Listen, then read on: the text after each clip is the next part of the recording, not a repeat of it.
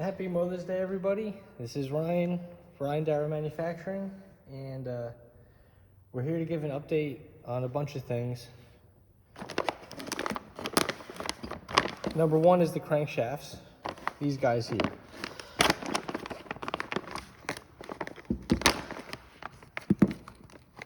So yeah, here's, we do have some of these in stock, but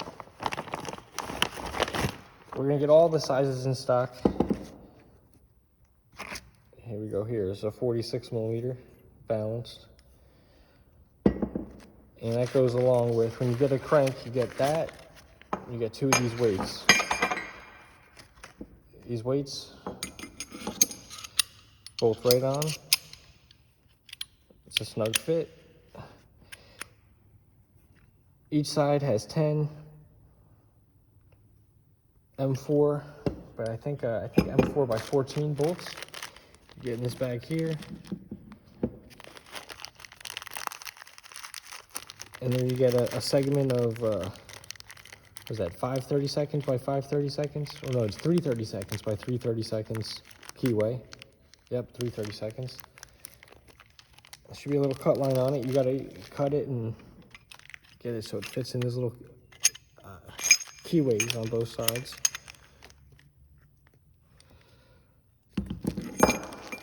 But yeah, there's a hardware pack. I don't know if that you're able to see that, but so these are the crankshafts. We developed them over multiple generations. They're tight.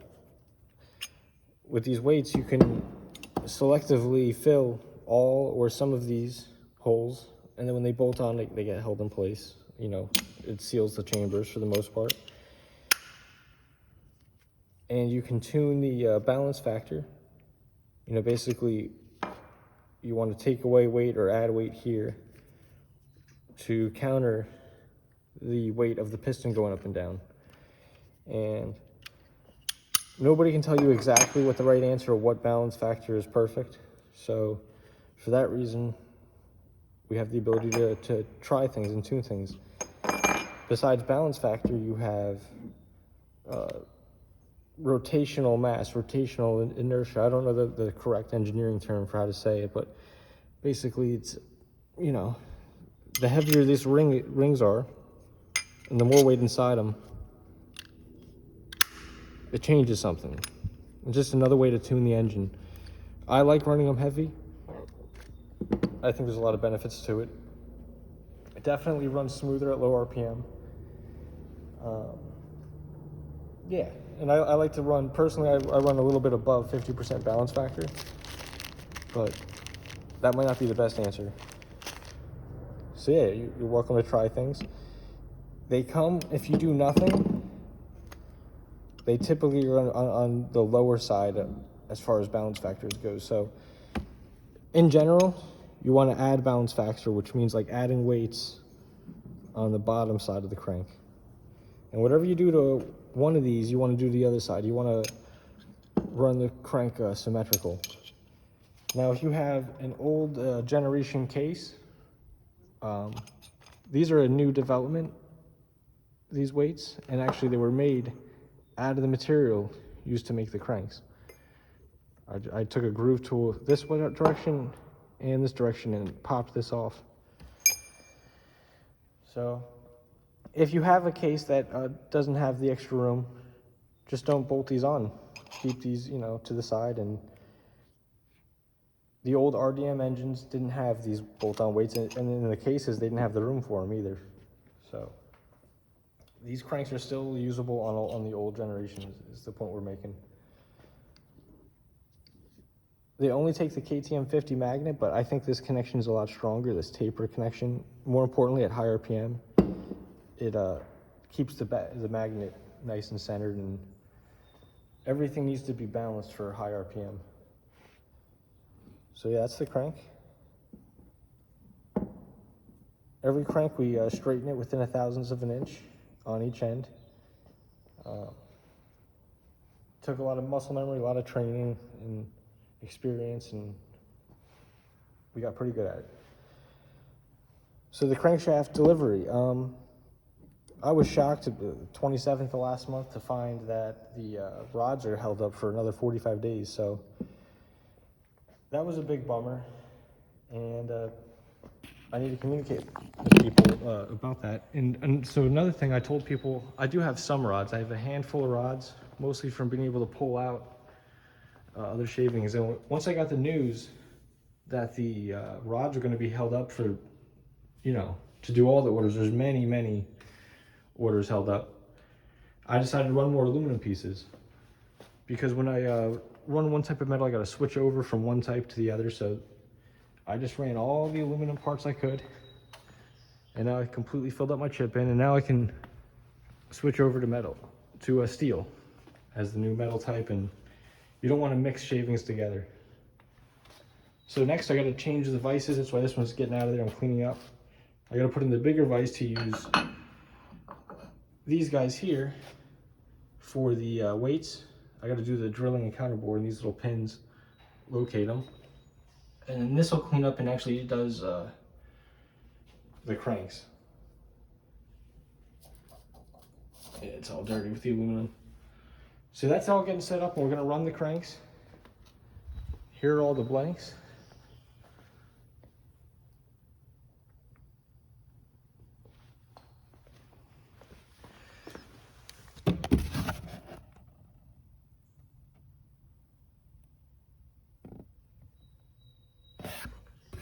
And here's these weights that I still need to drill the counterbores in. So yeah, we got some work to do, but at this rate, they still are saying basically just under 30 days until they're gonna send me the rods. So I wasn't in a huge rush to jump on these because that's just the way it is. And the results are these things are supposed to go after the cranks. Ironically, they're also called cranks. They're pedal cranks. But instead, they went before the cranks, and now they're in stock. We'll probably get to that in another video, but on this video, we're going to talk a little bit about the future a little bit, too, and try to tie it all together. So I know everybody wants these cranks in stock all the time. They want them shipped like they're Amazon parts. And I need to do some communicating here. I need to show you how I came up with the price for these cranks and how that affects delivery. So essentially, as part of what I may have mentioned in the last video, is our main goal, our main mission is to make the best performing parts possible at the lowest possible price. So how do we achieve that? Our main way we achieve that is by putting you, the customer, in the middle of the supply chain, not at the end. So initially we start out with, up here, this is the raw materials, the parts, bearings, anything like that. The factory's overhead, and the people that actually run the factory. That all has to be paid for. And the way that usually is paid for is the people selling the parts to the end user, the whole, the retailer. They usually go to a bank, get a loan. They pay before anything even starts. They pay this guy at the factory, they pay the factory, and the wheels get in motion, and they're told, 10 weeks, 20 weeks. They're told quite a while until they're gonna get their part, and eventually a whole pallet of assemblies goes to a fulfillment center, like an Amazon warehouse, and that's the modern way. It used to go to department stores or whatnot. And instead, we're having you guys go and get it directly from the factory. So factories, especially increasingly with every day, are running a method of manufacturing called just-in-time manufacturing. And what that means is, if it takes 6 weeks to manufacture the blanks, the pieces that, the end of the connecting rods and all that, the rods typically would come in right just in time and be ordered just in time to come in to be assembled, not early, and we're not going to stock parts. And the cranks are going to be made to pair up exactly with the orders at the exact same time. Same thing with the hardware, every little nut and bolt and everything. And basically we are, to an extreme extent, minimizing just sitting on shelf inventory. Everything is just in time. All the money moves just in time. And instead of a bank getting involved, the money from the customer is what makes this all work. Now, what that means, if you look on your own, do your own research, just-in-time manufacturing also is exactly what caused all the COVID delays and why all of a sudden during COVID, everything was out of stock and taking forever, and why they couldn't even get cars. You know, the big automakers couldn't get their cars together. It's because everybody's doing this. And what it does is it lowers the price of everything. And that is our number one goal. So the way to avoid it normally would be to order from the fulfillment center, which definitely has it in stock. The number one reason why that drives up prices is because that person has to pay for everything ahead of time and usually get a bank loan to do it. So that person wants to not only pay the interest to the bank, they want to make profit on top of that, even though they really have nothing to do with the manufacturer and ordering the material and however long it takes. They patiently wait. So I think what I need to do is just explain that every now and then to people so they understand why parts are taking long, even in stock parts, because number one, we're a factory trying to keep prices low, and factories run different than a fulfillment center. Factories, to save money, like you've seen with the metal shavings, they try to do alike tasks or the same task as much as they can in one instance instead of bringing it up into many instances. For example, if you're going to make any one part, you're going to make as many of those parts right then as you can, and you're not going to make one day, another couple, and then a few days later, and that's just the way it goes. And it's the same goes with shipping. So we don't ship every day, although I think I can work on that and ship a lot more often. But and essentially, also as any business, we want to over-deliver. So we are over-delivering with good, we're over-delivering with cheap. That's out of the question, because we're already over-delivering with these two, and that's just the way it works. So I think that I need to communicate with that people. I think now, with things going slow, what problems is that going to cause? It's going to cause trust issues. That's the number one issue. And when that happens, I get flustered, I don't operate well, and I don't want to talk to people when I'm not being trusted. So I think the fix for that is more communication. And also I want to explain why I've been acting like difficult to please, I'll say, very irritable in the past couple days. Well, I'm nervous and I'm worried. It's bittersweet. I have good news. You know, our employee here has, as I mentioned in other videos, was a transitory employee, has moved on to, a better career than what they were doing here. So that means I need to now take over what was going on there. And, it's a little bit scary. I need to now take over all the shipping. I was doing some of the shipping. So it's time for me to step up. I just need a little bit of time to realize what that really is going to mean. And I think what I want to do is give it a little trial of making daily videos. I don't really have anything in mind as far as how long the videos are going to be, but perhaps some of them will be really short. They're going to vary in length. And I think it'll be good to show people what's going on, help maintain trust, especially when people are waiting on orders, because there's a lot of people waiting on crankshafts. They're very eager to get them. And we still got almost 30 days to wait, and it could be longer. I mean, that's just how it goes. Remember, we're at these stages. Our product never even hits these. These crankshafts will sell out before this 30 days are up. So, happy Mother's Day, everybody, and some Piaggio cases. Yeah, I think I'm gonna try to make daily videos. No promises. I mean, do it as a trial. If it seems like it's not working out, obviously I'll stop. But yeah, I can show you all the little daily stuff.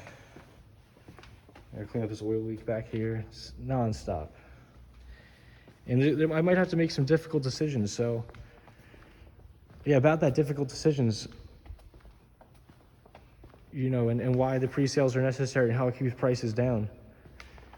These crankshafts are expensive to make. You know, I'm about to do another run. I'm thinking about doing another run. And the materials and what I have to lay out is somewhere between $20,000 and $30,000 to do another run of crankshafts. So normally we go to the bank, but I think, and historically, if I communicate enough with the community, then you guys can do it. And that's how we get the lowest price. Because no interest is going to the bank. It never has to get shipped here just to get shipped to you. It gets shipped once right to you. But that's the goal. And now just-in-time manufacturing is a difficult thing. It takes extreme expertise. You got to be really, really good at what you do. And that's one reason why, you know, this company, especially being small, we have a lot of delays. And throughout these videos, we can talk about that. You know, I have ideas already, like with this tool holder. So, yeah, I think maybe we'll get to that another day. We also got more parts to explain and go over. And it's new motor mounts.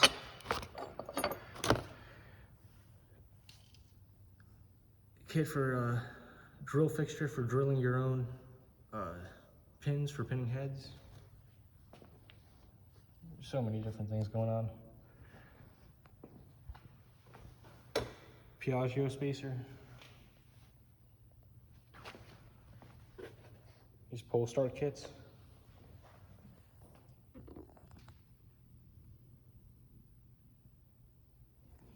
We got a lot coming up. And like with this tool, we're gonna basically talk about how we're gonna, at RDM, at some point in the next couple of years, try to perfect this just-in-time manufacturing. It's possible. We do have a plan to do it. But again, we're gonna need to communicate. So yeah, I think the plan is daily videos. So every single day. Maybe I'll cut it out to just business days, and maybe I'll cut it out to back to what I was doing just once in a while. But all right, guys.